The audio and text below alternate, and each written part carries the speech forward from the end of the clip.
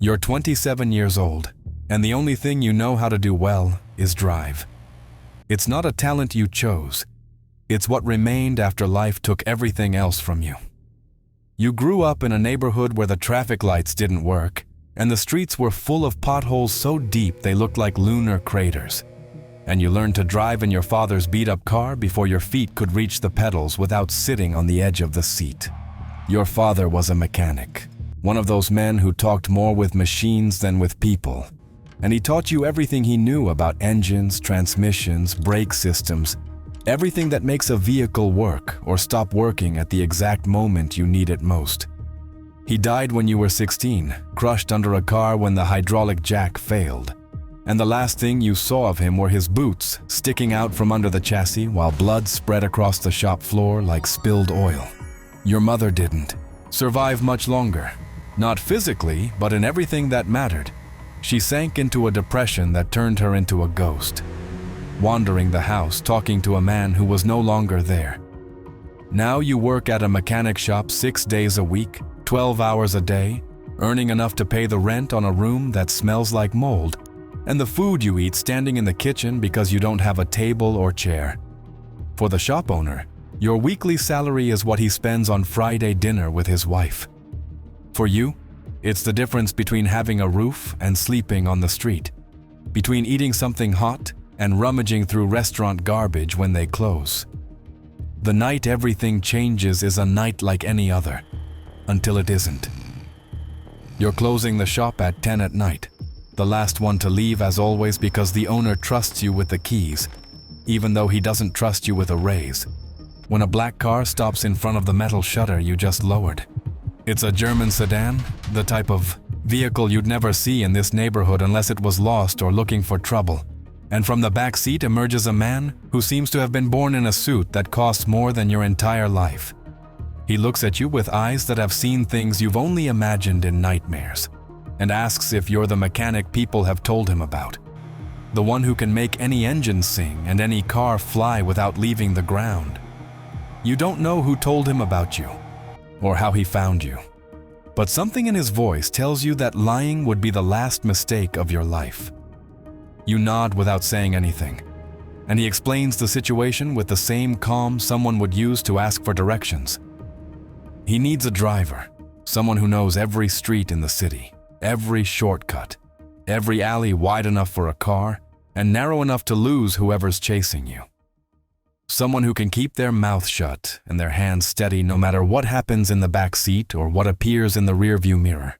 The salary he mentions is more than you earn in a year, and it comes with benefits he doesn't specify, but that you both understand. There are also conditions he doesn't need to explain, because they're written in the way his bodyguards look at you, in the barely visible bulge under their jackets, in the absolute silence of the street that moments ago was full of night sounds. He tells you that you have until tomorrow to decide. But when he gets back in the car and disappears into the darkness, you know the decision is already made, that it was made years ago when life left you without options that didn't involve selling yourself in some way. Your first day as a driver isn't what you expected, because you didn't expect anything specific. They pick you up in a tinted SUV that takes you to a house that looks normal from outside, but inside reveals layers of security that would make an embassy jealous. They introduce you to the man you'll work for, and you immediately understand why they call him the architect. Not because he builds buildings, but because he builds empires, power structures so complex and precise that only he understands how all the pieces fit together. He's shorter than you imagined, with a calm that feels rehearsed until it became natural. And he looks at you like someone evaluating a tool before deciding if it's worth buying. He asks you a single question.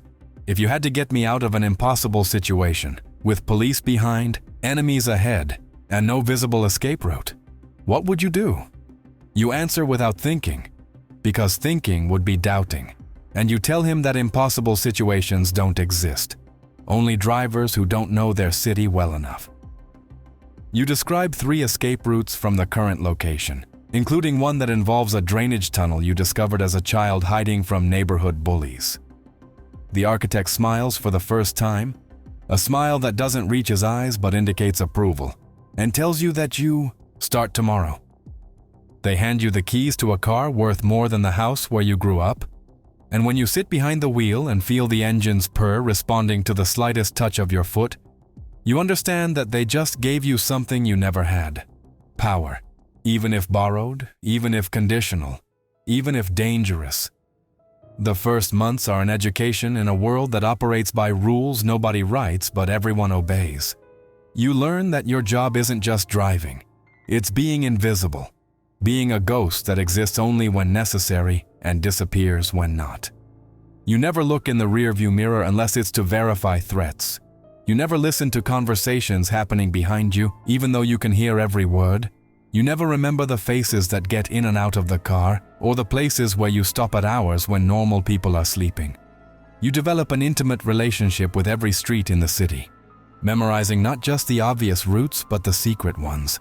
Alleys that don't appear on any map, parking lots with multiple exits, pedestrian bridges wide enough for a car if desperation requires it. You study traffic patterns like a scientist studies data, identifying the exact times when each avenue gets congested and clears. The intersections where police set up checkpoints on weekends. The school zones to avoid at certain hours because they reduce speed to dangerous levels in case of pursuit. Your car becomes an extension of your body. You know every vibration of the engine, every response of the transmission, every limit of the suspension when you take a curve at speeds that would make a normal passenger vomit. The architect notices your dedication, notices that you're never late, never complain, never ask questions about things that don't concern you. He raises your salary without you asking, and you start noticing that other members of the organization treat you with a respect they don't grant just anyone. The first time you really earn your salary is a rainy night that turns the streets into rivers of shiny asphalt. The architect is in a meeting at a downtown restaurant when everything falls apart without warning. First come the sirens in the distance, then urgent messages on the bodyguards' phones, and finally the word nobody wants to hear: ambush. You don't know if it's police or a rival cartel or someone inside the organization who decided to switch sides. And in that moment, it doesn't matter because your job isn't to understand the politics, but to get your passenger out alive. The architect gets in the car with a calm that defies logic, as if this were just another inconvenience in a day full of inconveniences, and tells you a single word: let's go. What follows are the 12 most intense minutes of your life up to that point. You drive at speeds that defy physics while the rain turns the windshield into a curtain the wipers can barely combat. You take curves that seem impossible, alleys that barely fit the car, shortcuts you invent on the fly when the memorized routes turn out to be blocked. There are gunshots at some point, holes appearing in the rear bodywork as if by magic. But the car keeps responding because you keep it in perfect condition, because you check every system every morning like your father taught you to do. When you finally stop at a safe house on the other side of the city, the silence is so absolute, you can hear your own heart trying to escape your chest. The architect gets out of the car, adjusts his jacket as if he just arrived from a Sunday stroll, and before going inside he looks at you and nods once. That nod is worth more than any bonus, more than any words of thanks, because it means you're now more than an employee. You're someone he can trust with his life. The years that follow transform you in ways you didn't anticipate. You're no longer the mechanic who barely survived on a miserable salary. You're the personal driver of the most powerful man in the city. Someone whose face everyone knows but whose name nobody pronounces aloud for fear of invoking his attention. You have an apartment in an area you previously only knew from the news, with furniture that doesn't creak when you sit down, and a kitchen where food doesn't come in styrofoam containers. You have a wardrobe of dark suits, all identical because your job is to not attract attention, to blend with the car's upholstery, to be an extension of the vehicle instead of a person with their own identity. You've seen things that kept you awake the first weeks, but that you now process with the same indifference with which you process 5 o'clock traffic.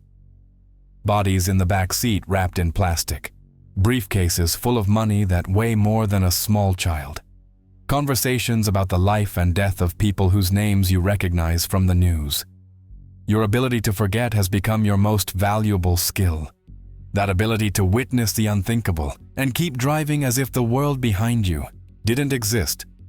The architect treats you with a familiarity he doesn't grant anyone else, sometimes even talking to you during long trips.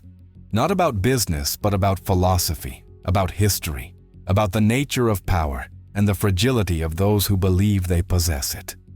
You learn more about how the world works in those conversations than in all the years of school you barely completed.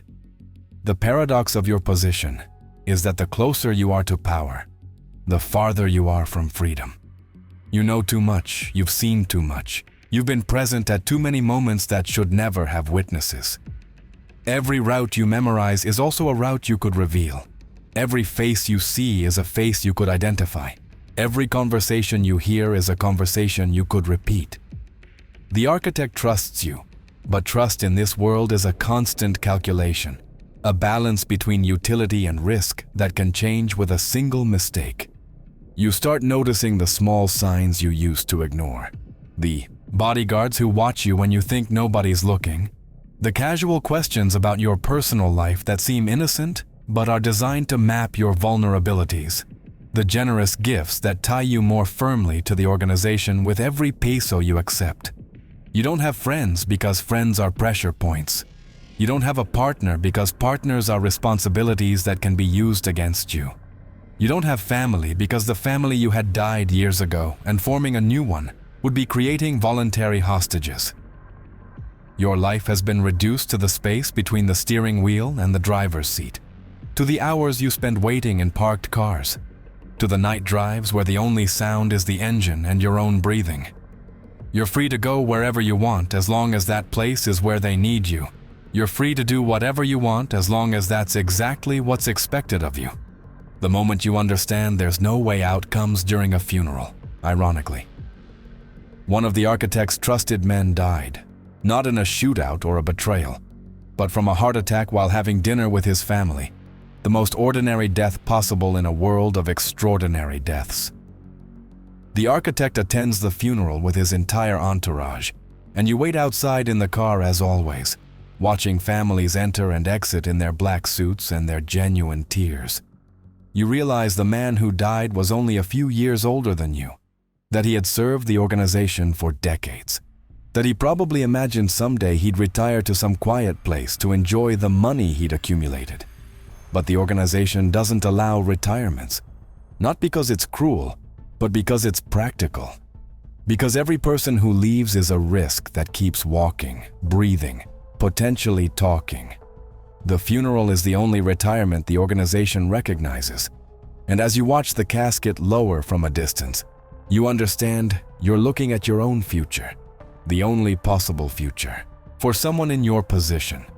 There's no pension, no letter of recommendation, no farewell party with cake and good wishes. There's only continued service until your body fails or until someone decides you're more dangerous alive than dead. When the architect returns to the car, he asks why you're so quiet, and you tell him you're just thinking about the routes back, about traffic, about the logistical details that always occupy your mind. He nods as if he believes you, but something in his look tells you he knows exactly what you're thinking. And that's precisely the reason he trusts you, because you understand the rules without anyone needing to explain them. The problems begin so gradually that at first they seem like background noise. A shipment that disappears here, a territory being disputed there, rumors of a new organization financing the architect's enemies with seemingly unlimited resources. You start noticing changes in patterns, meetings canceled at the last moment, routes that need to be changed without explanation, a tension in the bodyguards that didn't exist before. The architect spends more time on the phone, his conversations are shorter and more cryptic, and the looks he exchanges with his lieutenants carry the weight of decisions not discussed in front of you. You know something big is about to happen because you've developed an instinct for reading the environment, the same instinct that allows you to anticipate traffic and foresee problems before they materialize. One night, While waiting outside a meeting that has extended longer than normal, you see a convoy of cars arrive that you don't recognize, with plates from another state and windows so tinted they look like black mirrors. The men who get out aren't from the organization, but they're not police or military either. They're something worse. They're competition of the kind that doesn't negotiate, but replaces. You hear gunshots inside the building, first a few, and then a storm that seems endless, and your training takes control before your mind can process what's happening.